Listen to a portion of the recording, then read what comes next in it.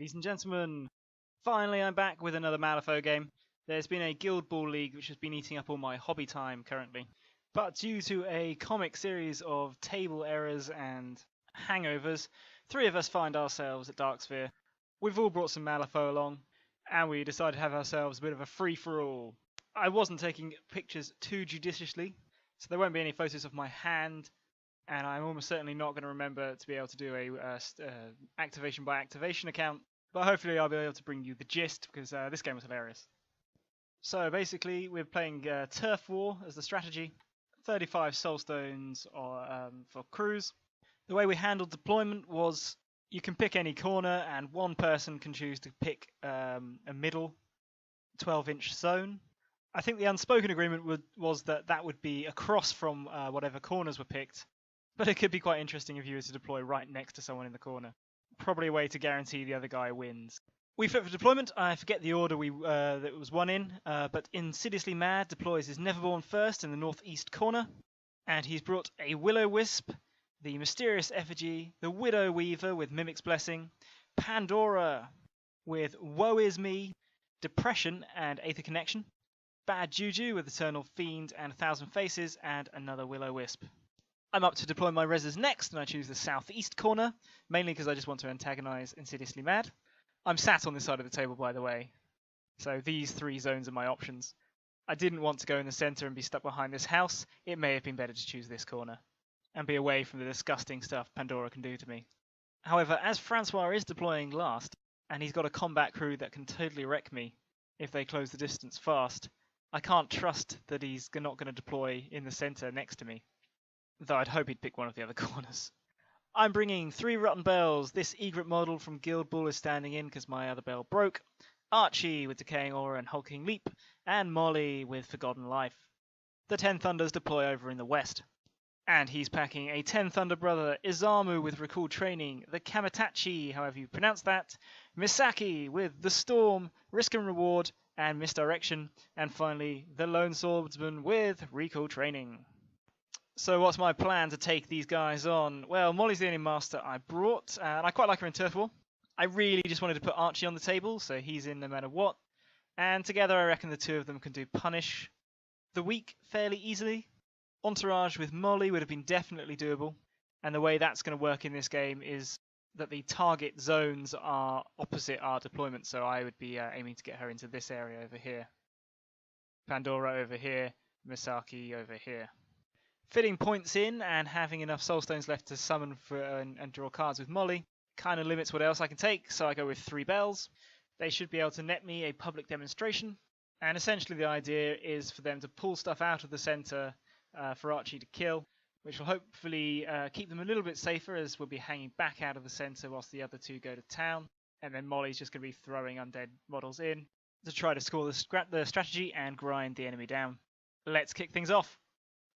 Side, this camera's focus is so fucking terrible. Sorry about this, guys. I lose the initiative flip, I think, and get made to go first, and my bells start luring away one of these wisps. It tries to run away, but we get it eventually. Meanwhile, the rest of the Neverborn move up very sneakily around this house. The 10 Thunders slightly more aggressively, though the 10 Thunder Brother is just shuffling around, keeping well back. The Kamitachi has pushed Misaki forwards, which scared me a lot. So I went with Molly. Walked around, summoned a Kentoi off the Wisp, and then fearing that Misaki was going to come in and pile drive and blast all over my crew. And basically, I'm looking at if she wants to come in, Archie's going to leap over the wall and deck her. But I do feel I've deployed and are moving kind of awkwardly at this point. By the end of the turn, the Neverborn have come up, just circling around behind this pillar in the bridge. My Kentoro has come over to join Molly. My bells have killed the Wisp. Archie failed his leap over the top, and so he had to walk the long way around. I put defensive on him, which in hindsight was extremely silly, because it offers almost no protection from anything in the Neverborn crew that's likely to get near him, and lets Pandora summon off him. Pandora, in the meantime, has Black Jokered an insight on this bell, which is really, really bad for her. That cuts a lot of her movement and control. And then I think she moves up to where you see and uses Archie's own throw his own limb at himself attack to do 3 damage, which was unpleasant. Thanks to the Kentoro's summon, Misaki wasn't able to have the opportunity to go after all my guys had activated, and so, fearful of Archie's counterattack, she decides just to take point at the head of the 10 Thunder formation. So we go into turn 2, and I decide to be a dick. The Kentoro activates, and in a surprise move, Molly rides him round the corner up to this house. Splitting up my crew like this to essentially force myself to take on both players at once is probably not the most strategically sound move, but my assessment by this point is that head-on I can't really take on either of these crews. The Thunders just straight up outfight me, and with all the terrifying and willpower jank, the Neverborn are really not very easy to attack, and Pandora will just melt me. So the idea is to stay away from the centre and attack the Thunders from behind. With any luck, my summons will be able to do quite a bit of damage, and whatever resources Francois diverts to come and deal with Molly will be taking him away from scoring in the centre. And I'm banking on the fact that Insidiously Mad will take the opportunity to take the centre and deal or attack a distracted opponent, rather than splitting his own force to come out away from the scoring zone to deal with me and the rest of my weakened split up crew. At first it seems to go well. The 10 Thunder brother, who was around here, decides he doesn't like being that close to an enemy master and runs off towards the centre to be within scoring range. And Molly loves this, so she runs around to around this corner and summons in a couple of punk zombies right into the middle of the Thunder's crew. Although annoyingly, almost every single one of the Thunders pass their willpower checks, and I do virtually no damage, which was, that was annoying. And Molly's feeling a bit exposed, so I use my 0 action to move the Kentoroi, which allows Molly to move, and we decide to come out over here using the Kentoroi's base for protection, and keep the Thunders sandwiched in the middle. Such a shame these photos are so crap. Misaki decides she needs to sort this situation out, and diving charges through to the Kentoroi, killing it and thunder blasting onto the punk zombies. I was feeling pretty happy, I've got one on 4 wounds, one on 3 wounds. I figured they had a pretty good chance of staying in this fight. But no, 3 damage blast onto each of them takes them to 1 wound each, and then there's also some damage on Molly. But at least the Kentoroi did its job. Misaki wasn't able to get within range of Molly, and she's left a little bit high and dry. She doesn't want to walk over to Molly and be further away from the action, or walk towards the punk zombies and get slice and diced, figuratively. So she opts to thunder once more on the punk zombie, but doesn't hit the damage trigger, and so just pushes some things certain places. And so the zombies survive. And yeah, essentially Misaki killed a 1 wound Kentoroi. And I think Francois would be the first to agree that was not the most optimal activation. Ultimately, the punk zombies do very little before Osamu kills them all, and it looks like the Keimitachi pushes Misaki back a bit closer to the centre. The dastardly Neverborn, on the other hand, are just skulking around the edge, and the Widow Weaver is starting to set me up with red markers, which makes me think that my bells aren't long for this world, so I need to start getting that public demo in. The Neverborn don't present a very tempting target for my now lowered willpower bells, so we decide that Osamu is going to be the lucky boy to get their attentions. One walks up and lures him closer to the fence, and seeing the Neverborn don't intend to do the honourable thing of help me beat up the 10 Thunders and then drink poison and die, I decide to go full asshole and commit Archie. I leap him over to where he can charge Pandora and get within 3 inches of the Widow Weaver. And I'm basically just hoping to get one good hit on Pandora before she manages to get herself away, and then follow up with a punch on the Widow Weaver should Pandora escape my clutches. I managed to hit a moderate on Pandora, and given I've got Decaying Aura and she can't use Soul Stones, I halve her health. I drop Hulking Leap to heal Archie a little bit. Pandora uses the Effigy's buff to get out of range, and I don't think I do anything else worth writing home about. Pandora goes, incites my Bell and probably Archie, summons her Sorrow, and basically beats Archie to within an inch of his life. Some really, really poor card flips there, as I reckon Pandora should easily have been able to kill Archie. I think he ends up left on 4 wounds. And now next turn is looking really interesting. Finally, at the end of the turn, my 2 remaining bells just double walk over to Osamu and get within 6 inches of the centre. So we all scored Turf War, and Misaki scored Punish the Weak. Okay, this picture does not do this justice. So we all go into a tense flip-off for initiative. Francois wins, followed by me, followed by Insidiously Mad.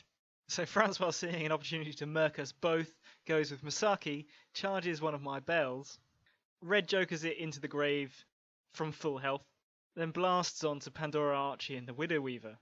Pandora prevents all damage, and Archie prevents 1 damage, or something. So seeing that he can't kill Pandora, and that Archie's going next, I think he then thunders again onto the Widow Weaver and Pandora, just soaking out more stones. So Archie goes, I take a damage for activating for some reason, it's one of the rules. I think it's the Sorrows rule. So he's still alive and in there. He raises a meaty fist and Pandora scuttles away. Basically, I missed that first attack.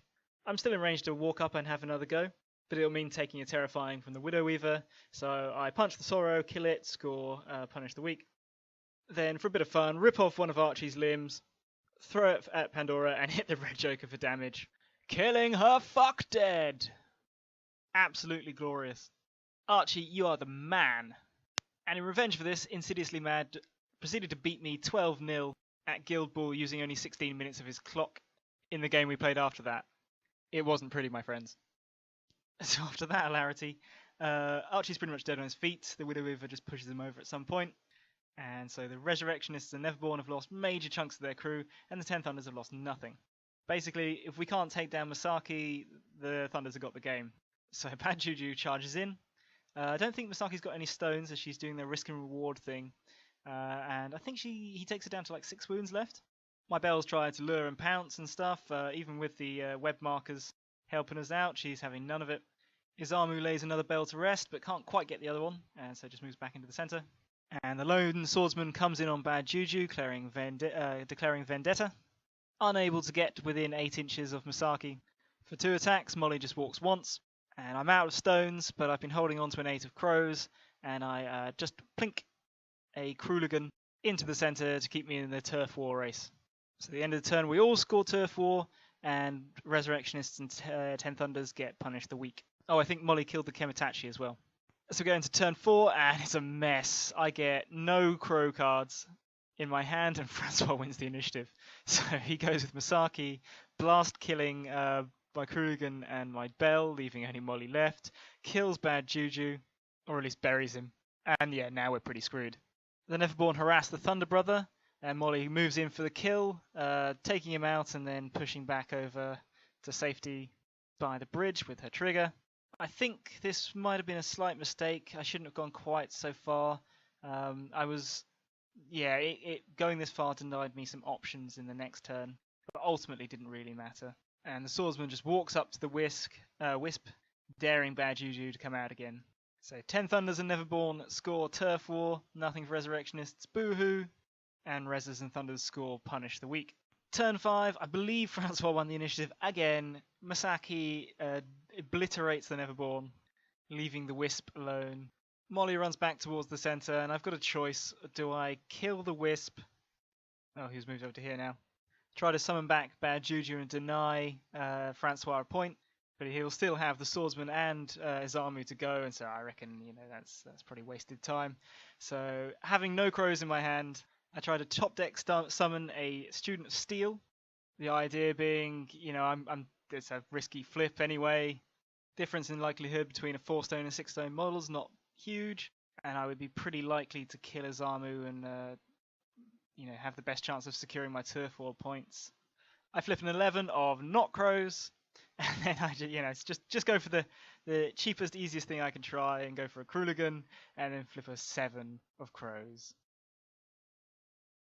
So yeah, the wisp tries to get itself killed to no avail, and the swordsman pops his recalled training, declares that Molly will not see another sunrise, and charges and does 2 damage, committing seppuku with the shame of it all. So final scores: Neverborn scored 3 points for turf war, 2 points for punish the weak, because neither I or Francois had any minions or peons. Yeah, that's how it works. Left by the end of turn 4, and no point for undercover entourage. Resurrectionist scored 2 points for turf war, 2 points for public demonstration, and 3 points for punish the weak.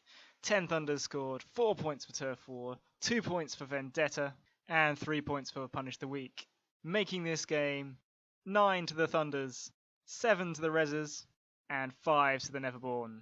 That game was absolutely amazing fun. I would so do that again. I felt given how my opponent's masters could essentially wrecking ball my crew, I had to play high risk, high rewards, and it sort of worked. It was definitely the most fun way to play it. But yeah, I hope you enjoyed that despite the blurry photos, and I will catch you on the next one. Take care.